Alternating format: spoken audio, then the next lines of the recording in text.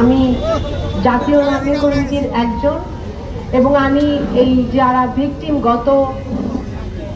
16 বছরে ফ্যাসিস্ট রেজিমে গত জুলাই গণ অভ্যুত্থানে আমাদের যত ভাইদের শহীদ হয়েছে, যত ছাত্র যেই জনতা যারা জুলাই আগস্ট পর্যন্ত তাদের জীবন দিয়ে আমাদেরকে আজকে এই জায়গায় নিয়ে এসছে যে যেখানে দাঁড়িয়ে আমরা কথা বলতে পারি এবং বিচার চাইতে পারি এবং আমাদের যেই স্বজনেরা এখনো যাদের কোনো সন্ধান আমরা পাইনি গত ফ্যাসিস্ট রেজিমের আইন প্রয়োগকারী সংস্থা যারা যাদেরকে গুম করা হয়েছে, এক্সট্রা জুডিশিয়াল কিলিং করা হয়েছে, জুলাই পর্যন্ত গণহারে আমাদের ছাত্র ভাইদেরকে এবং এই যে আমাদের জনতা বাংলাদেশের প্রত্যেকটা জেলায় ঢাকায় যাদেরকে মারা হয়েছে, নির্বিচারে গুলি করে হত্যা করা হয়েছে, তাদের প্রত্যেকের পক্ষে আমরা সবাই একসাথে আজকে সংহতি প্রকাশ করি। আজকে 2 মাস, আমরা 5ই আগস্টের পর থেকে আজকে 2 মাস পার হয়ে গেছে। আমি নাগরিক কমিটিকে ধন্যবাদ জানাই এরকম একটা আয়োজনের জন্য এবং আমরা জানি আমরা আমাদের এই কার্যক্রম আরো চালিয়ে যাব। 2 মাস হয়ে গেলেও আমার মনে হয় অন্তর্বর্তীকালীন সরকার বা যেই ব্যবস্থা তাদের প্রধান দায়িত্ব ছিল এই বিচারগুলোর ব্যবস্থা করা এবং আইনের প্রয়োগের ব্যবস্থা করার, যেখানে প্রথম ও প্রধান দায়িত্ব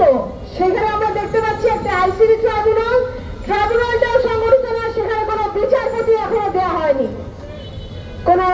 গণতদন্ত কমিটি গঠন করা হয়নি প্রত্যেকটা বিচারের জন্য, যেখানে 1581 জন এখনো আমরা জানি শহীদদের তালিকাতে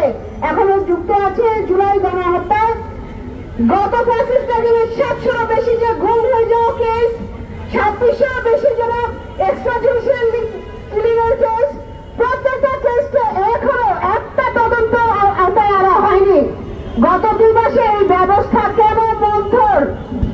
এই বিচার প্রক্রিয়া না আগালে প্রথম ও প্রধান দায়িত্ব যেটা দোষীদের শনাক্ত করা, যে আইন প্রয়োগকারী সংস্থা ইল্লিগাল ভাবে এই প্রত্যেকটা ভাইদের জীবনের উপরে গুলি চালিয়েছে, তাদেরকে হত্যা করা হয়েছে, প্রত্যেককে তদন্তের আওতায় আনা এবং বিচার প্রক্রিয়া আমরা আশা করেছিলাম গত 2 মাসে আমরা দেখতে পাবো যে অলরেডি কয়েকটা যুগান্তকারী বিচারের রায় আমরা পেয়ে গেছি, সেখানে আমরা এখনো মন্থর, এখনো দাঁড়িয়ে আছি কেন কোনো তদন্ত কমিশন গঠন করা হলো না। 1481 না আসলে সংখ্যাটা শহীদদের। আপনারা যদি রায়েরবাজার বুদ্ধিজীবী কবরস্থানে যান, আরো যে কবরস্থানে যান, সেখানে যারা দেখতে পাবেন যে এক কবরে 2-3জনকে নামিয়ে দেওয়া হয়েছে। আমি জানি না ইসলামিক ভাবে তাদের দখল হয়েছিল কিনা, তার সংখ্যাটা কতটুকু, তাদের নাম কি, কোন হসপিটালে তাদের রেকর্ড নাই। এই জায়গাগুলোতে আমার মনে হয় যেই সরকারকে এই বৈষম্য বিরোধী ছাত্র আন্দোলনের পক্ষ থেকে আনা হয়েছে, এই ছাত্র জনতার বিপ্লব এবং এই গণহত্যার মাধ্যমে যে সরকারকে গঠন করা হয়েছে, তার প্রথম ও প্রধান দায়িত্ব এই বিচার নিশ্চিত করা। যতক্ষণ না এই বিচার নিশ্চিত করা হবে, দেশের অন্য কোন ইনস্টিটিউশনকে আপনি আশা করতে পারবেন না তাদের কার্যকরী পদক্ষেপে যেতে পারবে। আমরা আশা করব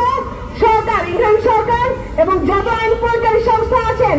যে কমিশন গুলো এখন গঠন করা হচ্ছে, আপনারা জানেন গুম তদন্ত ইনকোয়ারি সংক্রান্ত একটা কমিশন গঠন করা হয়েছে, বাট তারা ধীরগতি পদক্ষেপে আমরা আসলে অতটা আশা পাচ্ছি না। আমরা তাদের কাছ থেকে শুনতে চাই না তারা কোনো আলামত পাচ্ছেন না আয়নাঘরে ভিজিট করার পরে। আমরা যদি এটা বলি 1.5 মাস পরে বসে থেকে যে আমাদের জন্য এভিডেন্স গুলো তারা প্রোটেক্টেড করা লাগবে, এই আশা করাটা আসলে অনেক ভুল। আমরা যত তাড়াতাড়ি পদক্ষেপ নেব, কারণ আমাদের প্রত্যেকটা হত্যার বিচারের গায়ে, প্রত্যেকটা গুমের ঘটনার ভিতরে যে এভিডেন্স গুলো প্রোটেকশন করার, সেটা যদি অতি সত্বর আমরা না করি, আমরা জানি না আমাদের এই বিচারকে স্বচ্ছভাবে ন্যায়ভাবে আনতে পারবো কিনা বিচারের ফলাফলটা। আমরা চাবো সরকারের দায়িত্বে যারা আছেন এই কমিশন, গণতদন্ত কমিশন গঠন করার মাধ্যমে প্রত্যেকজন শহীদের পরিবারকে অ্যাটলিস্ট প্রথমে আমরা বিচারের মুখটা দেখাই এবং বিচার বিভাগকে সংগঠিত করি, যেন আমরা দ্রুত বিচার আইনে তাদেরকে এই ন্যায়টা তাদের পরিবারের প্রতি আমরা দিতে পারি এবং পরবর্তীতে বিচারের পরবর্তীতে তাদের যেন পুনর্বাসনের ব্যবস্থা করা হয়, আমাদের তরফ থেকে সেই দাবি জানানো থাকবে। আমরা আশা করব প্রধান দায়িত্ব যেটা, সেটার দিকে তারা মন্থর গতিতে না এগিয়ে, ধীর গতিতে না এগিয়ে অতি দ্রুত পদক্ষেপ নেবেন। ধন্যবাদ। আমার সাথে আজকে এখানে আপনারা দেখছেন যে আমাদের যত শহীদ পরিবার, জুলাইয়ের গণহত্যার যত শহীদ পরিবার আছেন, গত 16 বছর ফ্যাসিস্ট রেজিমে যারা গুম হয়েছেন, যাদের ভাইদেরকে হত্যা করা হয়েছেন, সকলে আমাদের সাথে আছেন। এবং আমরা আশা করি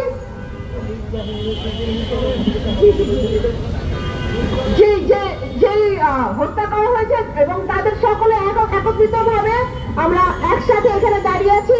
এবং আমরা সারা বাংলাদেশ, আমরা সবাই যখন একত্রিত হব, আমরা ইনশাআল্লাহ এই বিচারকে